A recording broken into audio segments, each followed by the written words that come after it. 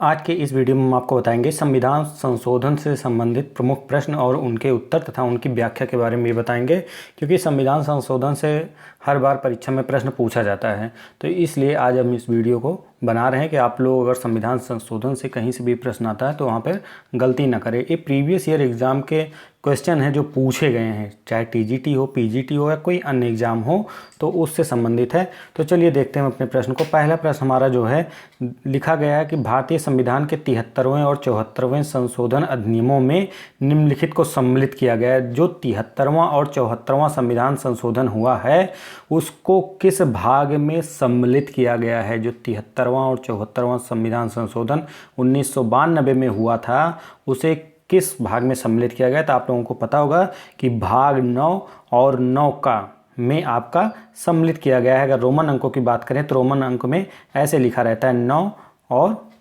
9A या 9 का जो भी लिखा रहे, तो भाग 9 और 9 का में संविधान संशोधन जो किया गया था 73वां और 74वां उसको सम्मिलित किया गया है।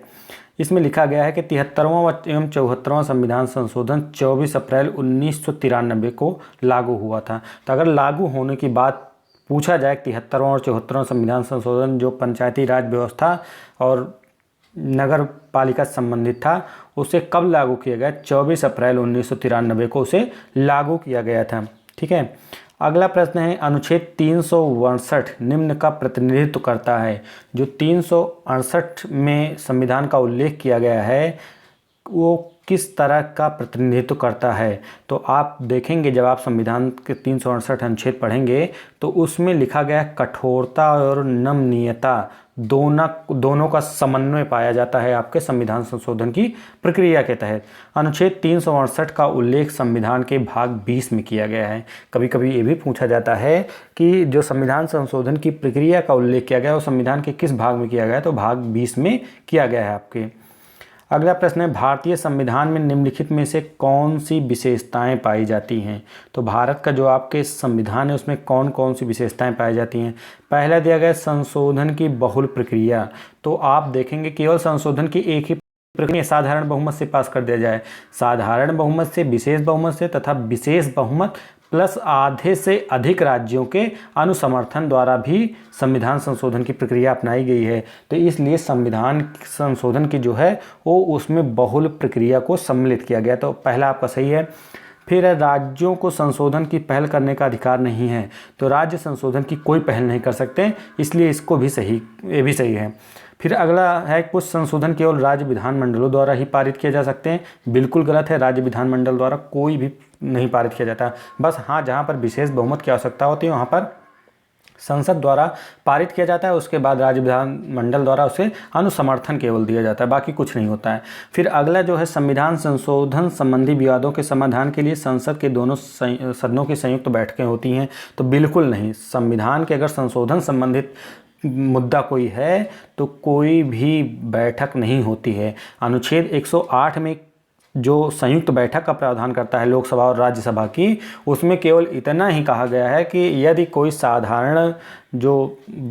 साधारण विधेयक है उसके संबंध में अगर कोई विवाद उत्पन्न होता है तो उस संबंध में क्या होगा, संयुक्त बैठक का प्रावधान किया गया। जिसकी अध्यक्षता कौन करेगा? जिसकी अध्यक्षता आपके लोकसभा के अध्यक्ष करते हैं। इसको याद रखना आप लोगों को जरूरी है, बहुत बार पूछा गया है। इसमें कूट दिया गया है, कूट के अनुसार आपको बताना है कि कौन सा सत्य है। तो कूट के अनुसार आपका खा विकल्प सही है, क्योंकि 1 और 2 आपका उसमें सही था। अगला प्रश्न है अनुच्छेद 368 को निम्न संशोधन से संशोधित किया गया है। अनुच्छेद 368 को किस संविधान संशोधन के माध्यम से संशोधित किया गया है? तो 24वां संविधान संशोधन 1971 में किया गया था, उसके माध्यम से 368 को संशोधित किया गया था। ठीक है। क्यों संशोधित किया गया था? क्योंकि गोलकनाथवाद का एक मामला आया था। इसमें दिया गया है कि 24वां संविधान संशोधन 1971 द्वारा अनुच्छेद 13 एवं 368 में संशोधन किया गया तथा निर्धारित किया गया कि अनुच्छेद 368 में दी गई प्रक्रिया द्वारा मूल अधिकारों में संशोधन किया जा सकता है। क्योंकि गोलकनाथवाद में कहा गया था कि जो प्रस्तावना है, प्रस्तावना में संसद द्वारा क्या किया जाता है, संशोधन किया जा सकता है। तो उसी के तहत ये संशोधन लाया गया और उसके तहत संविधान संशोधन किया गया। आप लोग देखेंगे 42वां संविधान संशोधन 1976 में कई बार संशोधन हुआ था, उसके माध्यम से किया गया था, कई प्रक्रियाएं आई थी। तो ठीक है, अगला प्रश्न है भूतपूर्व राजाओं के विशेषाधिकार को किस संवैधानिक संशोधन द्वारा समाप्त किया गया। जो भूतपूर्व राजा थे, राजा महाराजा जो थे, उनके जो विशेषाधिकार, उनको कुछ विशेषाधिकार प्राप्त थे, पावर प्राप्त थी, तो उनको किस संवैधानिक संशोधन द्वारा समाप्त कर दिया गया। तो 26वां संविधान संशोधन द्वारा उनके पावर को क्या कर दिया गया, समाप्त कर दिया गया। 26वें संविधान संशोधन 1971 के माध्यम से क्या किया गया, भूतपूर्व देशी रियासतों के शासकों की प्रीबिपर्स समाप्त कर दिया गया, जो उनके विशेषाधिकार थे समाप्त कर दिया गया। इस संशोधन में अनुच्छेद 363 जो 363 का उपखंड जोड़ा गया और अनुच्छेद 363 का में वर्णित प्रावधान जो भी उल्लिखित थे उसमें कहा गया कि ऐसा राजा, प्रमुख या अन्य व्यक्ति जिसे 26वें संशोधन से पहले किसी समय राष्ट्रपति से देशी राज्य के शासक के रूप में या उत्तराधिकारी के रूप में मान्यता प्राप्त थी, उसे संशोधन के माध्यम से क्या कर दिया गया, समाप्त कर दिया गया, तथा जो उनके उत्तराधिकारी थे उनके भी अधिकार समाप्त कर दिए गए। ये उल्लिखित था 26वां संविधान संशोधन के माध्यम से राजाओं के विशेषाधिकार समाप्त कर दिए गए।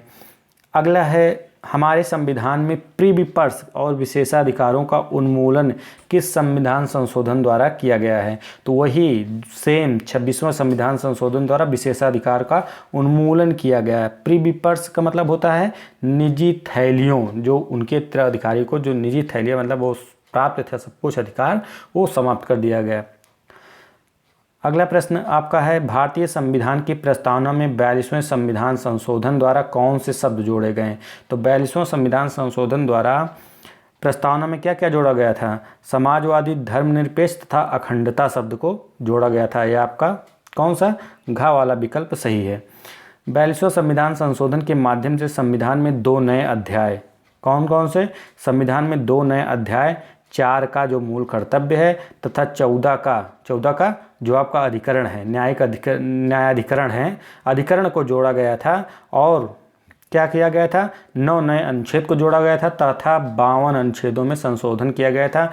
इसलिए इसे इतना पहली बार काफ़ी ज़्यादा स्तर पर इतना संशोधन किए गए थे, इसलिए इसे भारत का मिनी संविधान भी कहा जाता है। इस संशोधन को मिनी संविधान की भी संज्ञा प्रदान की गई है। अगला प्रश्न है किस संविधान संशोधन द्वारा भारतीय संविधान की भूमिका में समाजवादी एवं धर्मनिरपेक्ष शब्द जोड़ा गया। तो आप लोगों को पता होगा समाजवादी और धर्मनिरपेक्ष शब्द जो जोड़ा गया था 42वां संविधान संशोधन 1976 के माध्यम से जोड़ा गया था। अगला प्रश्न है आपका निम्नलिखित में से किस एक वाद ने भारतीय संसद को 24वां संवैधानिक संशोधन लागू करने के लिए प्रेरित किया था। तो जो 24वां संविधान संशोधन हुआ था उसको लागू करने के लिए प्रेरित किया था। तो इसमें आपका दिया गया है शंकरी प्रसाद का केस हुआ था, उसके बाद आप देखेंगे कि Kesavananda Bharati case, Golaknath case, Shah Bano case. तो एक जो था गोलकनाथ वाला केस हुआ था। गोलकनाथ केस में के तहत 24वां संवैधानिक संशोधन लागू करने के लिए प्रेरित किया गया था।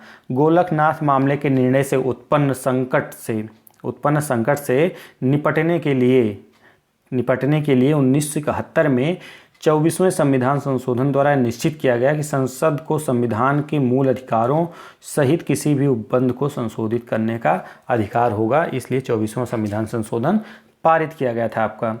अगला प्रश्न है भारत के किस संविधान संशोधन द्वारा मौलिक कर्तव्यों का समावेश किया गया है।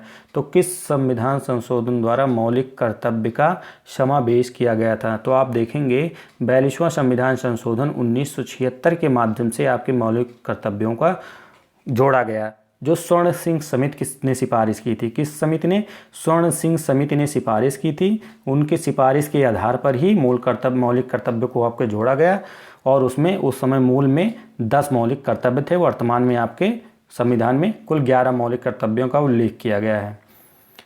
अगला प्रश्न है आपका भारत के किस संविधान संशोधन में संविधान की प्रस्तावना में राष्ट्रीय एकता तथा अखंडता शब्द को जोड़ा गया। तो राष्ट्रीय एकता तथा अखंडता शब्द जो जोड़ा गया था 42वां संविधान संशोधन 1976 के माध्यम से आपका जोड़ा गया था। अगला प्रश्न है भारतीय संविधान के किस संशोधन द्वारा आंतरिक अशांति के स्थान पर सशस्त्र विद्रोह शब्द का प्रयोग किया गया था। आंतरिक अशांति के आधार पर सशस्त्र विद्रोह शब्द का प्रयोग किया गया। मतलब आप लोग जब देखे होंगे इंदिरा गांधी की सरकार थी, उन्होंने क्या इमरजेंसी पीरियड इमरजेंसी लागू कर दिया था। तो उसमें क्या किया गया था कि उन्होंने आंतरिक अशांति का मतलब हो गया कहीं वैसे धरना लोग दे रहे हैं, शांति है, उस तरह से हिंसा भड़क रही है, हिंसा उस तरह तो नहीं भड़की थी लेकिन हिंसा भड़क रही है, तो उसके आधार पर उन्होंने क्या किया था, उन्होंने 352 का प्रयोग करके इमरजेंसी लागू कर दी थी। लेकिन जब आपकी जनता सरकार आती है तो 44वां संविधान संशोधन 1978 के माध्यम से आंतरिक अशांति के स्थान पर सशस्त्र विद्रोह शब्द का प्रयोग कर देती है कि यदि जब सशस्त्र विद्रोह होगा तभी इमरजेंसी लागू की जाएगी, अन्यथा नहीं लागू की जाएगी। तो आपका इस सही है 44वां संविधान संशोधन 1978 के माध्यम से ऐसा हुआ था। अगला प्रश्न है निम्न में से कौन सा संविधान का मिनी सुधार माना जाता है। तो संविधान का मिनी सुधार जो मैंने आपको पहले ही बता दिया 42वां संविधान संशोधन 1976 को मिनी सुधार माना जाता है। अगला प्रश्न है आपका किस संवैधानिक संशोधन ने राज्य के नीति निर्देशक सिद्धांतों का विस्तार किया। तो कौन सा ऐसा संवैधानिक संशोधन है जिसने राज्य के नीति निर्देशक सिद्धांतों का विस्तार किया। तो आप देखेंगे कि जो आपका 42वां संविधान संशोधन है, कौन सा 42वां संविधान संशोधन 1976, इसने राज्य के नीति निर्देशक सिद्धांतों का विस्तार किया क्योंकि इसमें कई खंड जोड़े गए थे। जैसे अगर आप लोग देखेंगे तो उसमें जोड़ा गया था अनुच्छेद 39 चा जोड़ा गया था और उसके बाद 39 का भी जोड़ा गया था, 43 का जोड़ा गया था। तो इस तरह से कई अनुच्छेद जोड़े गए थे, उसमें उसके सब आर्टिकल जोड़े गए थे। इसलिए राज्य के नीति निर्देशक तत्व सिद्धांतों का विस्तार किसने किया था, 42वां संविधान संशोधन 1976 ने। अगला प्रश्न आपका निम्नलिखित में से संविधान के किस संशोधन द्वारा स्पष्ट रूप से यह बताया गया कि भारत का राष्ट्रपति मंत्रिपरिषद द्वारा दिए गए परामर्श को मानने के लिए बाध्य होगा। किस संविधान संशोधन द्वारा बताया गया कि जो मंत्रिपरिषद परामर्श देगी, मंत्रिपरिषद के परामर्श से ही कौन कार्य करेगा, राष्ट्रपति करेगा। क्योंकि उसके पहले था राष्ट्रपति नहीं करता था, इधर उधर कर देता था, लेकिन उसके बाद जब संविधान संशोधन के माध्यम से कर दिया गया तो राष्ट्रपति उस कार्य को करने के लिए बाध्य कर दिया गया। तो किस संविधान संशोधन के माध्यम से किया गया, तो केवल आप जानते हैं कि इंदिरा गांधी के टाइम पीरियड पर ऐसा हुआ होगा। तो इंदिरा गांधी के टाइम पीरियड पर जो फेमस हमारा संविधान संशोधन था कौन था, 42वां संविधान संशोधन 1976। तो इसी से किया गया था कि राष्ट्रपति मंत्रिपरिषद की सलाह मानने के लिए बाध्य होगा। आगे है भारत के संविधान में 10वीं अनुसूची कब जोड़ी गई थी। भारत के संविधान में 10वीं अनुसूची किस संविधान संशोधन के माध्यम से जोड़ी गई थी, तो 52वां संविधान संशोधन द्वारा 52वां संविधान संशोधन 1985 के माध्यम से 10वीं अनुसूची जोड़ी गई, जिसमें दल बदल जो कानून था उसे बनाया गया कि जिससे लोग क्या करते थे, लालच में आके दूसरे दल से दूसरे दल में परिवर्तन कर देते थे। तो इस तरह से सरकार में अस्थिरता व्याप्त हो जाती थी, जिससे सरकार चल नहीं पाती थी और गिर जाती थी, क्योंकि मंत्री पद बनने के लिए लालच आ जाता था और रुपए पैसे लेके लालच आ जाता था। तो इससे अपना दल बदल देते थे, चाहे एक सदस्य जाए 2 सदस्य जाए, कोई मतलब नहीं था। लेकिन अब दल बदल के लिए नियम बना दिया गया, जिससे उस पर काफ़ी कड़ा रुख अख्तियार किया गया है। इसमें देखते हैं उसकी कुछ व्याख्या है जो इम्पॉर्टेंट है। भारत की 10वीं अनुसूची में दल बदल विषयक कानून का प्रावधान किया गया है। यह अनुसूची 52वां संविधान संशोधन 1985 के द्वारा जोड़ी गई है। 10वीं अनुसूची में 91वें संविधान संशोधन के माध्यम से कब संशोधन किया गया, 2003 में। इससे क्या किया गया, केंद्र एवं राज्यों में मंत्रिपरिषद का आकार को सीमित कर दिया गया। मतलब मंत्रिपरिषद का जो आकार होगा 15% से अधिक नहीं होगा। जो जैसे लोकसभा है, लोकसभा में जितने टोटल सदस्य हैं तो उनमें उनका 15%, प्रधानमंत्री को लेकर 15% ही मंत्री रहेंगे, अन्यथा इससे ज़्यादा नहीं बना सकते हैं। तो ऐसा प्रावधान कर दिया गया कौन से संविधान संशोधन के माध्यम से, 91वां संविधान संशोधन के माध्यम से। अगला प्रश्न है राजनीतिक अस्थिरता को जन्म देने वाली दल बदल की परंपरा का किस संशोधन द्वारा सीमित किया गया। तो दल बदल की परंपरा को सीमित किया गया 52वां संविधान संशोधन 1985 के माध्यम से सीमित कर दिया गया। अगला प्रश्न है, भारत में वयस्क मताधिकार के लिए मूलतः 21 वर्ष की अवस्था निर्धारित थी, परंतु अब इसे घटाकर 18 वर्ष निर्धारण कर दिया गया। वह किस वर्ष में हुआ था? तो आप देखेंगे कि जो हुआ था 21 वर्ष से घटा के 18 वर्ष कर दी गई थी, तो 1989 में ऐसा हुआ था। किसकी सरकार थी? राजीव गांधी की सरकार थी, उसी समय इसको किया गया था। तो इसके संबंध में कुछ विशेष बातें जान लेते हैं। 61वां संविधान संशोधन 1988, तो पहले याद रहना चाहिए कि 21 वर्ष से घटाकर वयस्क मताधिकार की जो थी 21 वर्ष से घटाकर 18 वर्ष किस संविधान संशोधन के माध्यम से किया गया? तो 61वां संविधान संशोधन 1988 के माध्यम से मताधिकार की न्यूनतम आयु 21 वर्ष से घटाकर 18 वर्ष कर दी गई, जो कि 28 मार्च 1989 को क्या हुआ? ये प्रभावी हुआ। उसके बाद बदले आयु के अनुसार जो आयु बदली 21 वर्ष से 18 वर्ष हो गई, उसके अनुसार 9 युवक जो चुनाव में पहले भाग लिए, नवंबर 1989 में उन्होंने भाग लिया। कौन सी लोकसभा थी? 9वीं लोकसभा में उन्हें पहली बार मतदान किया। जो 18 साल के युवक थे, उन्होंने पहली बार कब मतदान किया था? तो उन्होंने 9वीं लोकसभा में पहली बार मतदान किया था। अगला प्रश्न है, किस संविधान संशोधन ने मतदाता की आयु 21 वर्ष से घटाकर 18 वर्ष कर दी? तो 61वां संविधान संशोधन 1988 में ऐसा किया गया था।